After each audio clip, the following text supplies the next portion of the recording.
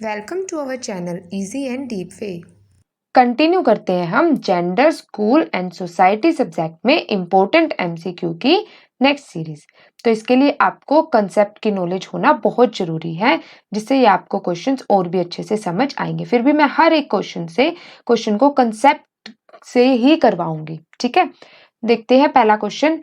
How teachers and students dash gender in the classroom, that is it dash the learning environment. तो देखो, teacher और gender क्या करेंगे कि जेंडर क्लासरूम के लिए इंटरप्रेट करेंगे? नो, कंस्ट्रक्ट कर सकते हैं वो क्लासरूम में, कि भाई वो बता सकते हैं कि भाई कैसे जेंडर को, उनके रोल्स को, रिस्पॉन्सिबिलिटीज को हम कंस्ट्रक्ट करते हैं, क्योंकि जेंडर होता ही क्या है, वो सोसाइटी के द्वारा कंस्ट्रक्ट माना जाता है। फिर है it dash the learning environment, it impacts time, क्योंकि वो उस पर अपना प्रभाव डालता है, उसके रोल्स और रिस्पॉन्सिबिलिटी को, ठीक है। तो इसका ऑप्शन बी होगा आंसर। फिर है society determine the roles of male and female, this statement articulates, articulates means express. तो ये स्टेटमेंट क्या बताती है कि सोसाइटी में मेल और फीमेल के रोल्स को बताया गया है। तो ये इसकी डेफिनेशन ही है जेंडर की, कि जेंडर को सोशल कंस्ट्रक्ट, सोसाइटी द्वारा कंस्ट्रक्ट माना जाता है, जिसमें मेल और फीमेल के रोल्स को बताया गया है, ठीक है। तो इसका ऑप्शन सी होगा answer, gender as a social construct. तो अगर आपने इसका मीनिंग या डेफिनेशन की है ना, तो आप इसका देखते ही टिक्का मारोगे कि हाँ, gender as a social construct, ठीक है। बाकी आपको लिंक प्रोवाइड है इसका, आप इसकी वीडियो देखिए, आपको और भी अच्छे से समझ आएगा। थर्ड, इसमें which of the following is not a reason behind gender inequality. Gender inequality क्या होता है कि भाई जब जेंडर यानी कि मेल और फीमेल्स के रोल्स, रिस्पॉन्सिबिलिटी, इनमें इनइक्वालिटी यानी कि बायसनेस, भेदभाव किया जाता है, तो वो जेंडर इनइक्वालिटी होता है। तो देखो किस कौन सा रीजन नहीं है। इलिटरेसी के बेस पे होता है, लो ऑफ अवेयरनेस के बेस पे होता है, लेकिन सोशलाइजेशन का कारण नहीं होता। नैरो आइडियोलॉजी यानी कि स्टीरियोटाइप, घिसी पिटी सोच जो होती है, उस पे होता है, ठीक है। तो ऑप्शन सी है इसका आंसर, कि ये कारण सोशलाइजेशन इनइक्वालिटी का कारण नहीं होता, बाकी सारे होते हैं। नेक्स्ट है, one of the major causes of high maternal mortality rate in India is, यानी कि जब बच्चा पैदा होता है उस टाइम पर ही माता की जो मदर होती है, फीमेल होती है, उसकी मृत्यु हो जाती है। तो वो किस वजह से होती है, ठीक है। तो ऑप्शन देखते हैं। Anaemia among women, carelessness of doctors, illiteracy, adolescent pregnancy. देखो, इसका रीजन होता है कि जो मदर होती है उसमें खून की कमी रहती है, तो इसकी वजह से ही उसमें डॉक्टर कई बार कहते हैं या तो बच्चे को बचाया जा सकता है या मदर को। तो एनीमिया की कमी की वजह से मदर की बच्चे को जन्म देते वक्त मौत हो जाती है। ऐसा नहीं है कि भी डॉक्टर की केयरलेसनेस की वजह से होती है, या इलिटरेसी भी, वो पढ़ी लिखी नहीं होती इसलिए होती है, या फिर एडोलसेंट प्रेगनेंसी की भी वो जल्दी माँ बन जाती, ये कारण नहीं होता। तो इसका आंसर है option A, anaemia among women. तो फिर AIWC स्टैंड फॉर, AIWC होता है ऑल इंडिया वुमेन्स कॉन्फ्रेंस, ठीक है। तो ये वुमेन्स के लिए कॉन्फ्रेंस की गई है, जिसमें पूरे इंडिया में वुमेन्स को सपोर्ट करने के लिए, हेल्प करने के लिए कॉन्फ्रेंसेस की जाती है। तो ऑप्शन बी है इसका आंसर। फिर what was one of the strategies of Mahatma Gandhi behind using charkha. तो सबको ही पता है कि चरखा यूज करने का क्या कारण था, कि भाई वुमेन्स को भी काम मिले, तो womens could participate even from their homes in the movement by using charkha. तो ऑप्शन ए इसका आंसर है। फिर the child marriage act amended in dash year raised the minimum age of marriage for girl from 15 to 18। तो जो पहले 15 साल के शादी कर देते थे लड़कियों को, लेकिन अब उसकी एज 18 कर दी गई है। तो ये एक्ट कब आया था? 1976 में। ऑप्शन बी है इसका आंसर। ये चीजें आपको लर्न करनी पड़ेंगी। नेक्स्ट है, which of the following have typically been dominated by man throughout the past. तो क्या चीजें हैं जो इस पे डोमिनेट करते हैं मैन? देखते हैं, religious organisation, military, both answer are correct या नन। तो ऐसा कुछ नहीं है कि किसी के ऊपर डोमिनेंस नहीं है, तो इसका आंसर होगा नन ऑफ दिस। नेक्स्ट है, select the laws enacted by the parliament for the welfare of women. तो वेलफेयर, वुमेन के वेलफेयर के लिए, कल्याण के लिए क्या लॉज बनाए गए हैं? स्पेशल मैरिज एक्ट ऑफ 1995, ये भी एक्ट है। डोरी प्रोहिबिशन एक्ट ऑफ 1961, ये भी है।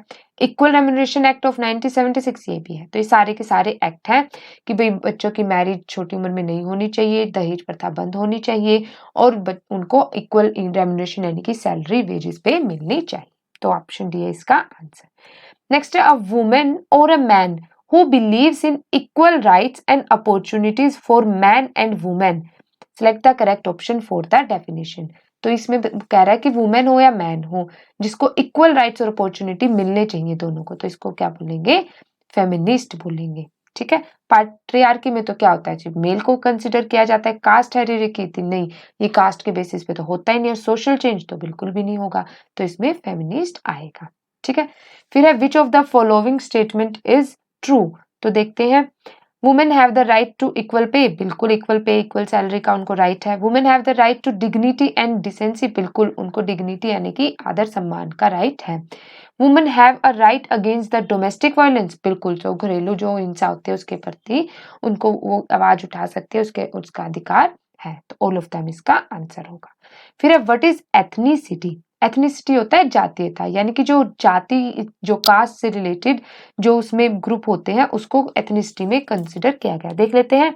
द फैक्ट और state of belonging to a social group that has a common national and cultural tradition, यानी कि सोशल द्वारा कोई ग्रुप बनाए जाते हैं जिनके कॉमन क्या होते हैं, कल्चर होते हैं और कॉमन ट्रेडिशन होते हैं। ठीक है। तो ऑप्शन ए है इसका आंसर।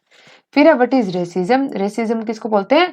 नस्लवाद यानी कि जातिवाद को। इसमें भी अलग अलग जो कास्ट होते हैं, रेसेस होते हैं, उसके पीपल को कंसिडर किया जाता है। तो ऑप्शन देखते हैं। The believe that some races of people are better than others, तो इसमें यही माना जाता है कि भी कुछ रेसेस होती है, कुछ ऐसी कास्ट होती है वो जो दूसरों से अपने आप को बेटर यानी कि अपने से ऊपर मानती है, तो ये रेसिज्म है जो कि गलत है। तो ऑप्शन ए ही इसका आंसर है।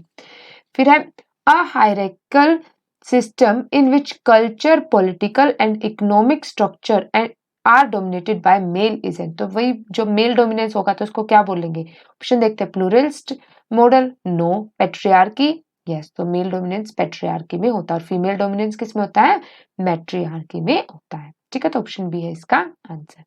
नेक्स्ट देखते हैं meaning of social development is, तो सोशल डेवलपमेंट का मीनिंग क्या होता है? पहले मीनिंग समझ लीजिए कि इसमें क्या होता है कि भाई इम्प्रूव करते हैं हर एक इंडिविजुअल के वेलबींग को सोसाइटी में, कैसे मतलब उसको इम्प्रूव किया जाए so that they can reach there full potential, कि वो अपनी पोटेंशियल अपनी स्ट्रेंथ को कैसे यूज कर सके। तो वो सोशल डेवलपमेंट होता है कि सोसाइटी में कैसे हर एक इंडिविजुअल के वेलबींग के उनके कल्याण को इम्प्रूव किया जाए। ठीक है। तो ये किस किस के बेस पे? उसमें मेंटल डेवलपमेंट भी आएगी, फिजिकल डेवलपमेंट भी आएगी और ऑलराउंड डेवलपमेंट भी आएगी। ठीक है। तो ऑप्शन डी होगा इसका आंसर। नेक्स्ट है which of the following is mismatched, तो देखते इसके लिए आपको पता होना चाहिए सारे के सारे के भी किसने क्या दिया था। देखते हैं। राजा राम मोहन राय ने अबोलिशन ऑफ सती प्रथा, यस इसने दिया था कि सती प्रथा को राजा राम मोहन राय ने खत्म करवा दिया था। दयानंद सरस्वती ने girl marriageable age 16 years, yes ये 16 ईयर्स की जो एज थी ये दयानंद सरस्वती ने ही बताई थी।